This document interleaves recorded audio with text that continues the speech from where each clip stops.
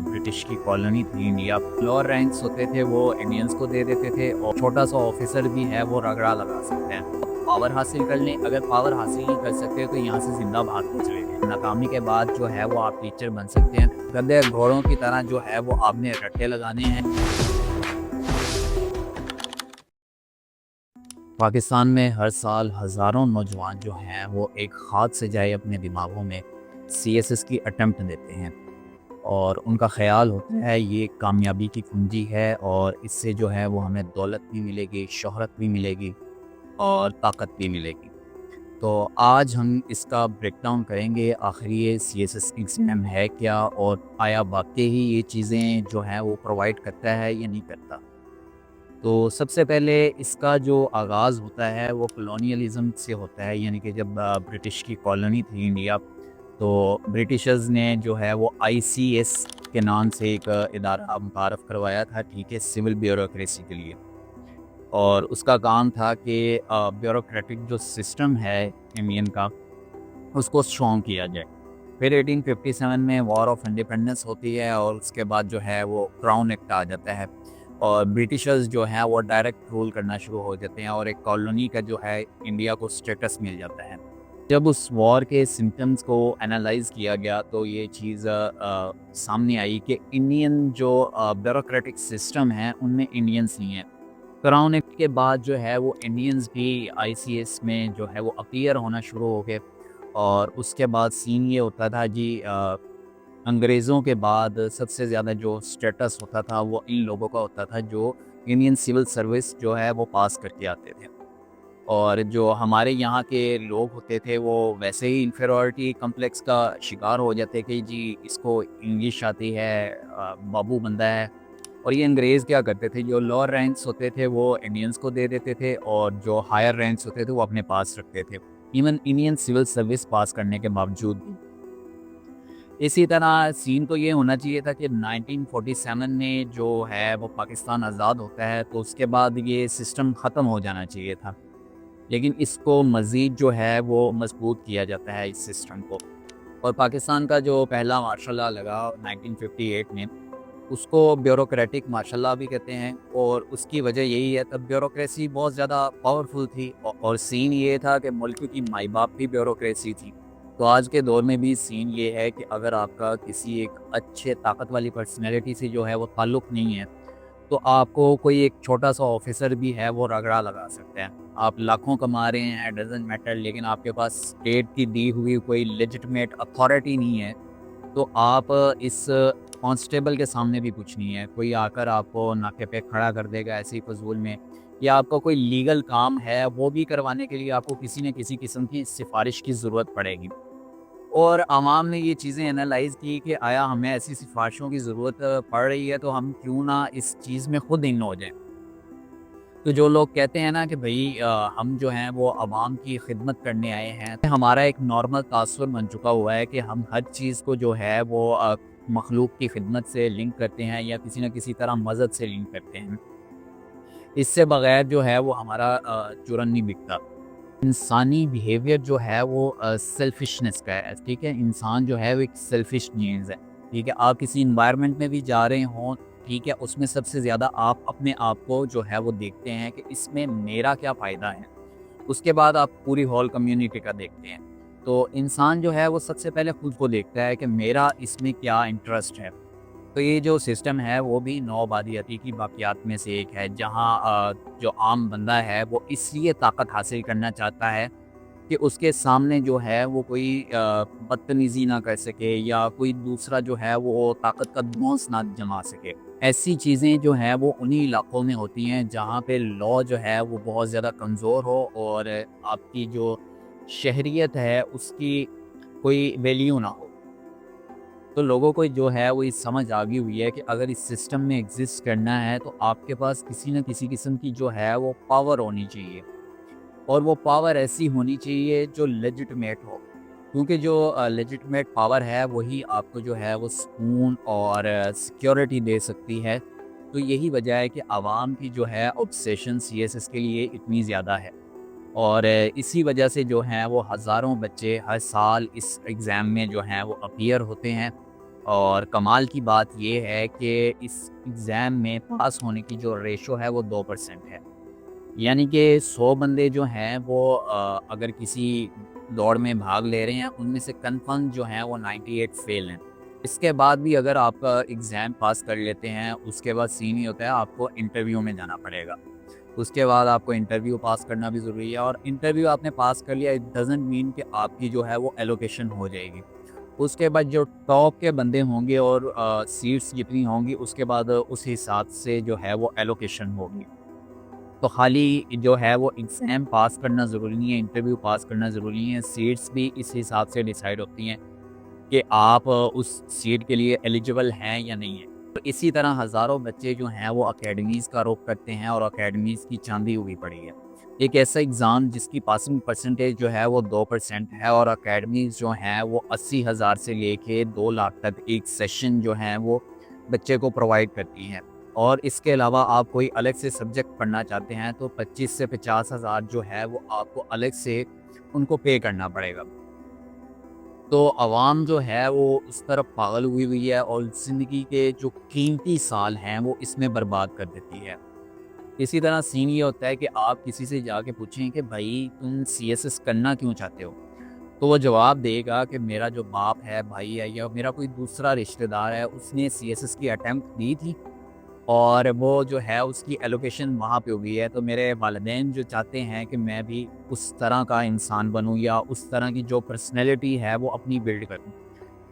یا پھر سین یہ ہوتا ہے کہ اگر تو وہ بندہ جو ہے وہ ناکام ہو جاتا ہے تو اس کے خوابوں کی تعبیر آپ کو بنا دیا جاتا ہے.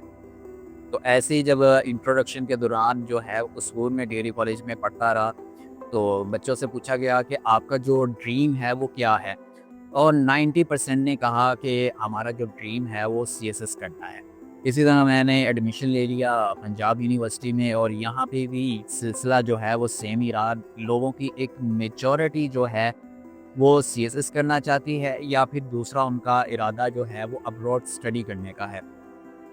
کیونکہ یا تو یہاں پہ سین یہ ہے کہ آپ پاور حاصل کر لیں, اگر پاور حاصل نہیں کر سکتے تو یہاں سے زندہ بھاگ کے چلے جائیں, اس کے علاوہ کوئی دوسرا راستہ بچتا ہی نہیں ہے. تو یہ سارے کا سارا فیلئر جو ہے وہ سسٹم کا ہے. اسی طرح آپ آتے ہیں دوبارہ اکیڈمیز کے. اکیڈمیز میں موسٹلی ٹیچرز وہ ہوتے ہیں جنہوں نے کبھی CSS یا PMS کا جو ایگزام ہے وہ کریک نہیں کیا ہوتا, یا پھر ایسا سین ہوتا ہے انہوں نے جو ہے اٹیمپٹ لی ہوتی ہے لیکن وہ فیل ہو جاتے ہیں. 3 دفعہ جو ان کی اٹیمپٹ ہوتی ہے وہ ناکام جاتی ہے.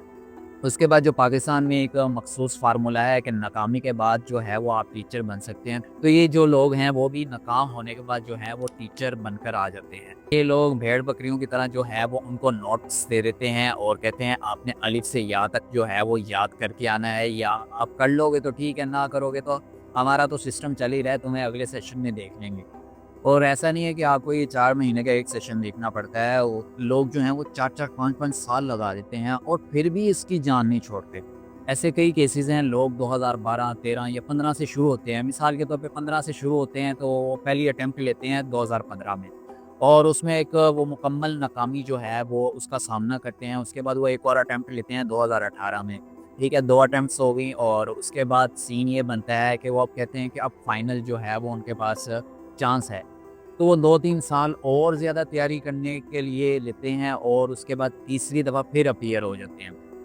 تو پہلے تو یہ سسٹم تھا کہ 3 دفعہ جو ہے وہ اٹیمپٹ لی جا سکتی ہے, اب جو نیو اپڈیٹ آئی ہے اس میں آپ 4 دفعہ اٹیمپٹ لے سکتے ہیں. تو مسئلہ اصل یہ ہے کہ بچوں کو ایسے خواب کے پیچھے لگا دیا ہوا ہے جس کی تعبیر جو ہے وہ تقریباً ناممکن کے قریب ہے. یعنی کہ آپ حساب لگائیں, ایک ایسی ریس ہے جس میں لوگ آپ سے 2 3 کلومیٹر آگے ہیں اور آپ دوڑنا شروع کر رہے ہیں, تو آپ بتائیں کہ کون جیتے گا؟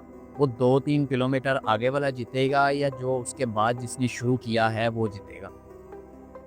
تو ظاہری سی بات ہے جو آگے لوگ ہیں وہی جیتیں گے. تو ایک اور سین ہے کہ اس کا جو سبجیکٹ ہے وہ اس طرح کا ہے جس کا آپ کی ڈیوٹی سے کوئی لنک ہی نہیں ہے.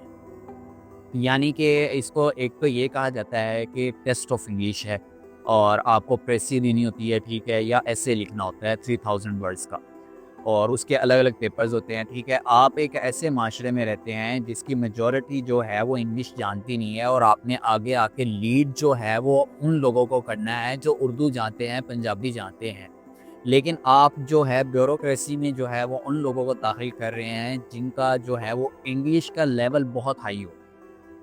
تو یہاں پہ ایک تو سین یہ ہے کہ آپ کی کامیابی کا راز یہی ہوگا کہ آپ کا سب سے پہلا انگلش کا لیول بہت ہائی ہونا چاہیے.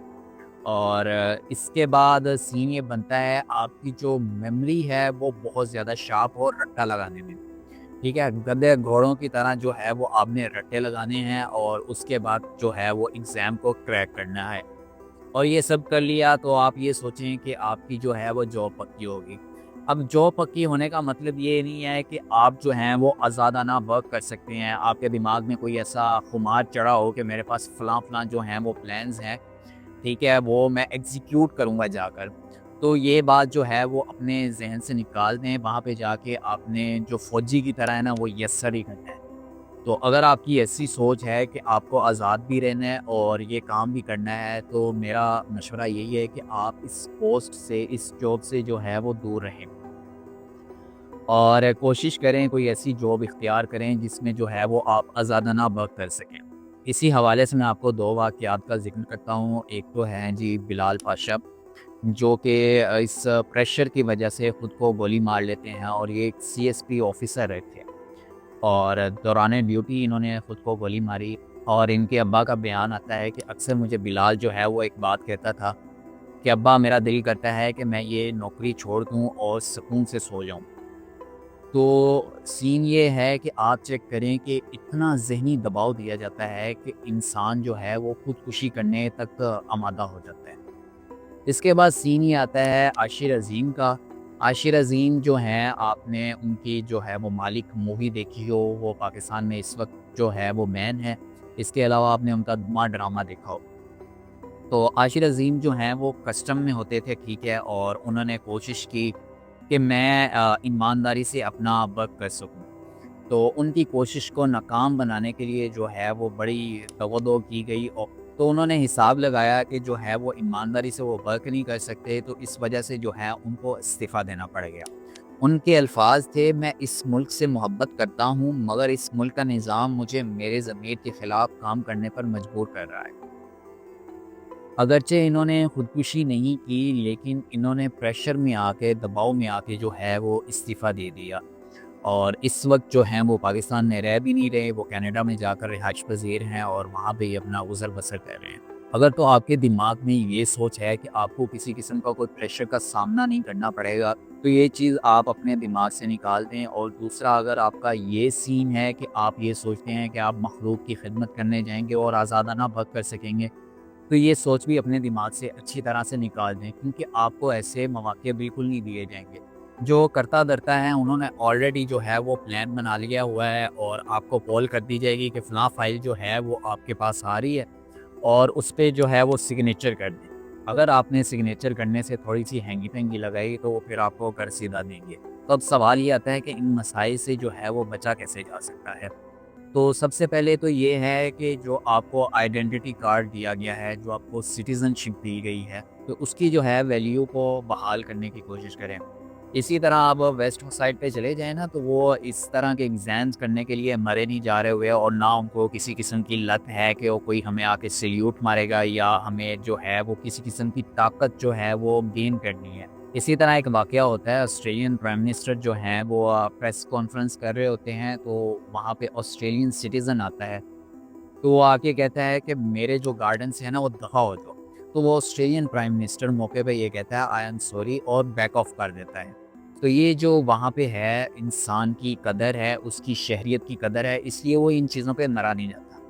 دوسرا سین یہ ہے کہ یہاں پہ یہ چیزیں آنے میں بہت وقت لگے گا، تو اس کے لیے آپ کو جو ہے کچھ چیزیں اپنی زندگی میں اپلائی کرنی پڑے گی.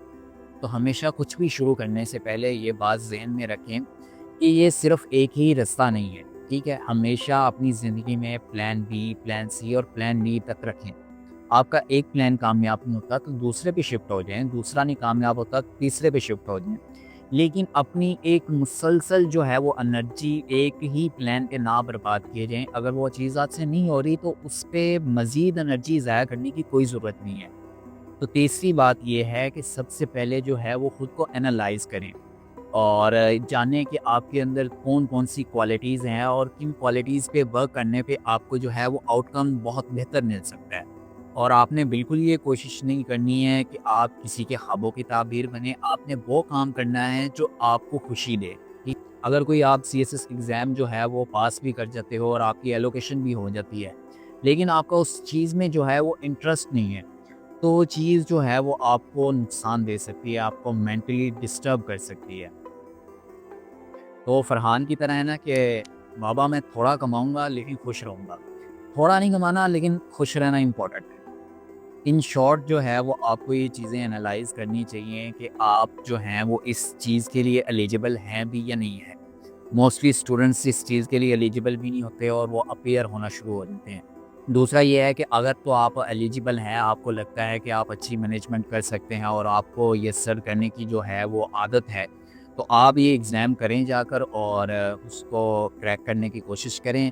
اگر تو نہیں ہوتا تو خود کے پاس ایک پلان بی بھی رکھیں اور پلان سی بھی رکھیں اور ان پہ جا کے ورک کرنا شروع کر دیں. صرف ایک ہی جگہ جو ہے وہ اپنی انرجی نہ برباد کرتے جائیں ورنہ یہ جو سسٹم ہے وہ آپ کو مکمل طور پہ پھنسا دے گا.